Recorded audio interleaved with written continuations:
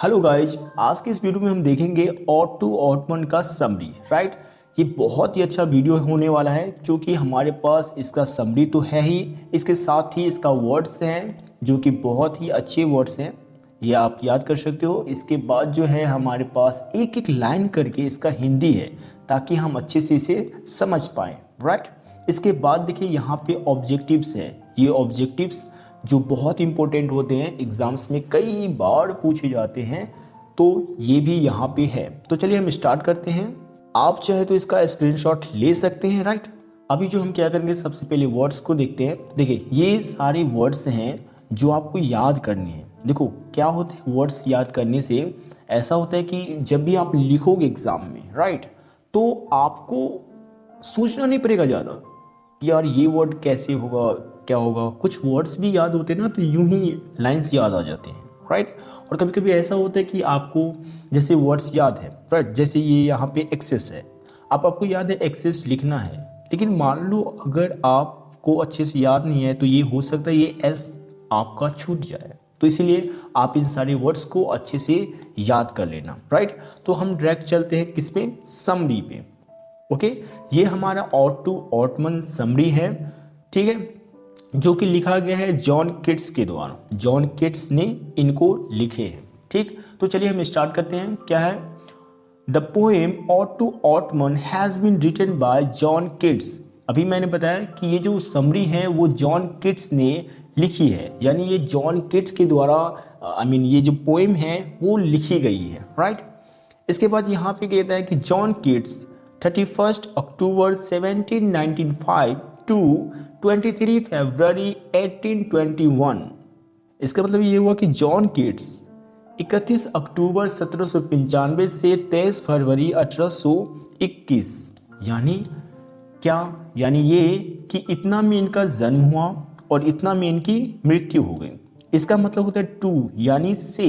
Right, तो John Keats का जो है जन्म हुआ वो हुआ 31 अक्टूबर 1795 ईस्वी में। आपके ऑब्जेक्टिव्स में भी ये आएंगे कि हो सकते हैं आए कि जॉन किट्स का जन्म कहाँ हुआ था, तो आप इस तरह से लिख सकते हो या फिर मार्क कर सकते हो। इसके बाद इनकी मृत्यु जो है वो हो गई 23 फरवरी 1821 में। राइट, आगे कहता है कि one of the greatest English romantic poets was born at Moorfields London, यानी सबसे महान अंग्रेजी रोमांटिक कवियों में से एक मूनफील्ड्स लंदन में पैदा हुए थे। यानी ये जो जॉन किट्स हैं वो जितने भी मतलब मूनफील्ड्स में जो लंदन में हैं, वहाँ पे जितने भी महान कवि पैदा हुए उनमें से सबसे अच्छे कवियों में से वो थे। मतलब होते ना कि एक ग्रुप ऑफ कि मतलब महान कवियों के, उन महान कवियों में वो भी थे।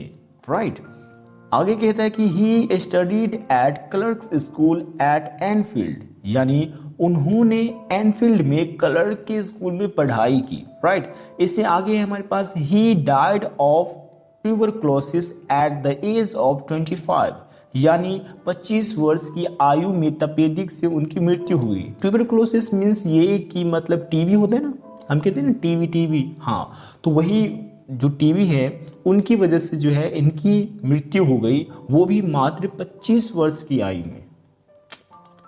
राइट, आगे कहता है कि he tells about ottoman season in this poem, यानी वह इस कविता में शिशिर ऋतु के मौसम के बारे में बताते हैं। ठीक है, यानी इस कविता में जो अभी ये हमारे पास है ऑट टू ऑटमन, इसमें उन्होंने ऑटमन सीजन के बारे में बताया है।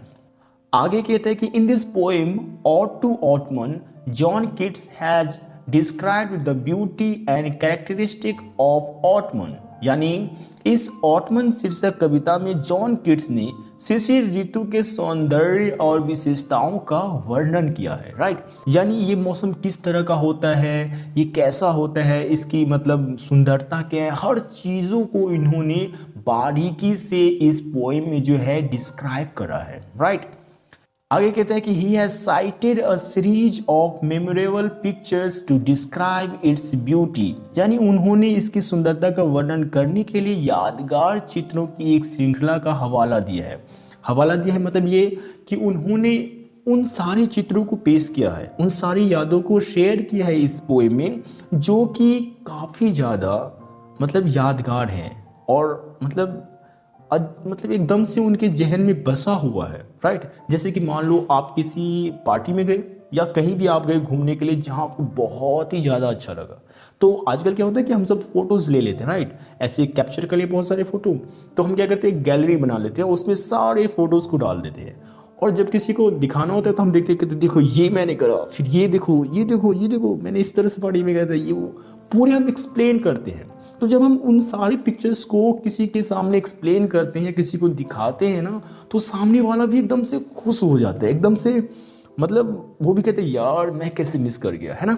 तो इसी तरह से जो है पोएट ने भी इसमें क्या करा है, उन सारी बातों को प्रस्तुत किया है। जिस तरह का वो मौसम है, जिस तरह की उसकी मतलब खूबसूरती है, उन सारी बातों को जो है इसमें पोएट ने अच्छे से डिस्क्राइब करा है, राइट। अब कैसे कैसे करा है ये हम आगे देखते हैं, राइट। आगे कहते हैं कि new leaves and fruits grow on trees, यानी पेड़ों पे नए पत्ते और फल लगते हैं। जो इस मौसम में जो है, इस मौसम की जो खासियत है, इस मौसम में क्या होता है, पेड़ों पे जो है नए पत्ते आ जाते हैं और फल लगने लगते हैं, राइट। आगे क्या होता है, कहते हैं कि in this season there is neither excess heat nor intense cold, यानी इस ऋतु में ना तो अत्यधिक गर्मी पड़ती है और ना तो कड़ाके की ठंड, यानी ये मौसम बहुत ही सुहाना होता है। ना तो ठंडी होती है ना तो गर्मी होती है। पता है ना, जब गर्मी होती है तो एकदम से पूरी पूरी पसीना, हाई गर्मी, मतलब अजीब सा हालत हो जाता है। और ठंड आती है तो तब तो और दिक्कत है ना। तो ना तो कड़ाके की ठंड होती है और ना ही ज़्यादा गर्मी पड़ती है, ऐसा वाला मौसम भी नहीं होता है। और ना ओ यार कितनी गर्मी है, ऐसा वाला भी नहीं मौसम होता है, यानी नॉर्मल मौसम होता है जो कि काफ़ी अच्छा होता है। आगे कहते हैं कि wind blows in a friendly way and is pleasant, यानी हवा दोस्ताना तरीके से चलती है और सुखद होती है। यानी हवा भी जो है ना, मतलब चलिए ऐसी हवा, इस सनन सनन एकदम से प्यारी सी हवा भी इस मौसम में चलती है और काफ़ी अच्छा मतलब सुखद होता है। सुखद क्यों होता है, क्योंकि देखो भाई, ना तो ज़्यादा मौसम इस तरह का है जो गर्मी लगे, ना तो ठंडी लगे, नॉर्मल मौसम है। और उस मौसम में सुहाना सा हवा, वाह क्या बात है।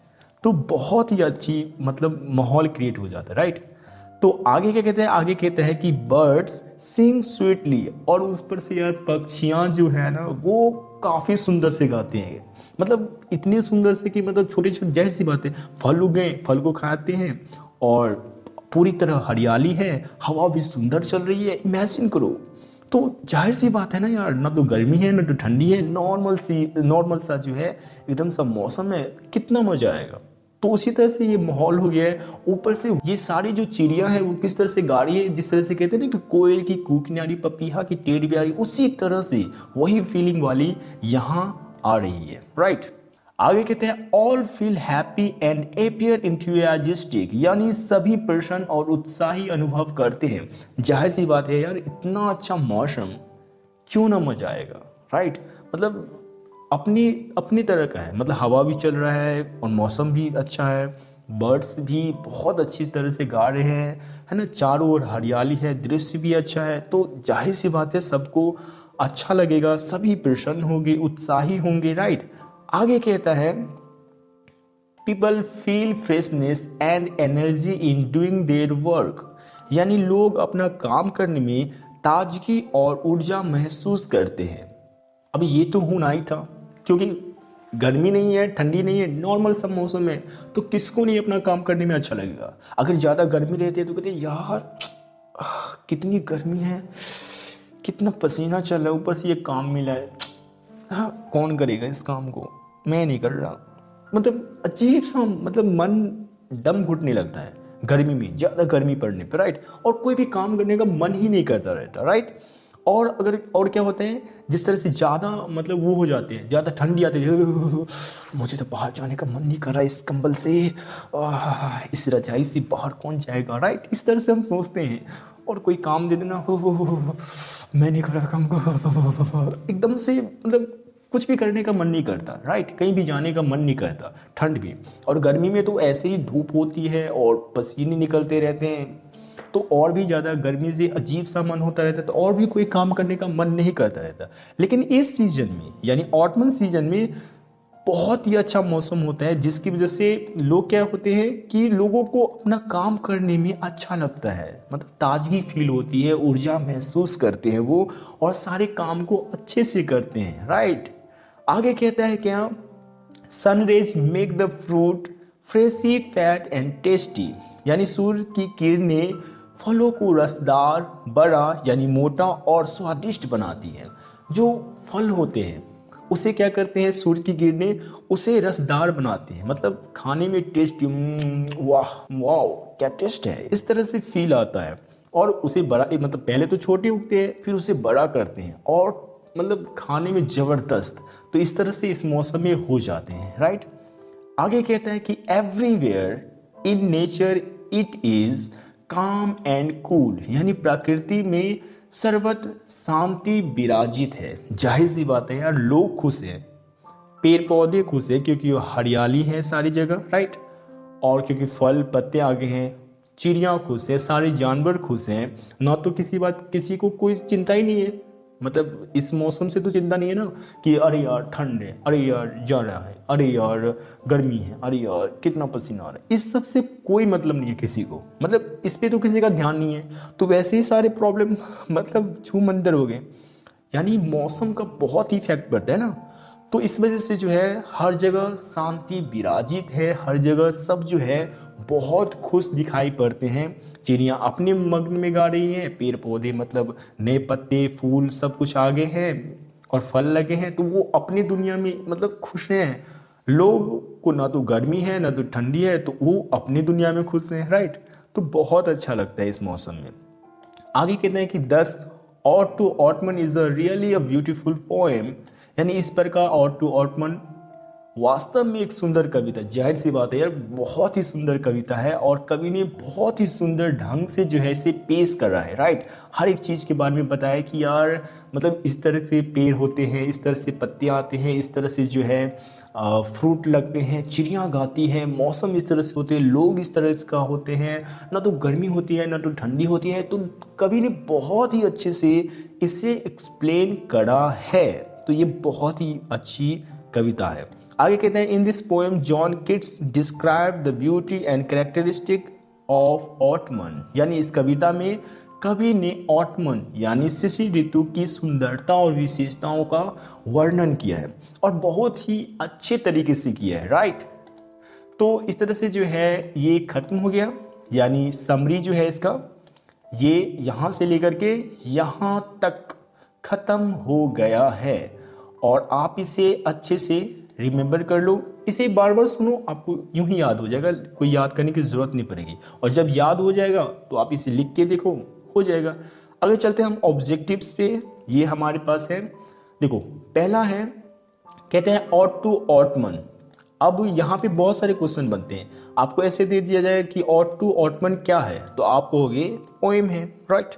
इससे दूसरा क्वेश्चन भी क्या बन सकता है, दूसरा क्वेश्चन बन सकता है कि ऑट टू ऑटमन को किसने लिखा है, तो आप कहोगे जॉन केट्स ने लिखा है। अब तीसरा क्वेश्चन यहाँ पे ये बनता है कि ऑट टू ऑटमन पोएम जो है वो कैसा पोएम है, मतलब क्या खासियत है इस पोएम में, तो आप कह सकते हो कि इसकी खासियत यह है कि ये नेचर से रिलेटेड है और इसमें नेचर की ब्यूटी के बारे में, इसकी सुंदरता के बारे में बखान की गई है, तो इस तरह से इसे बोल सकते हैं।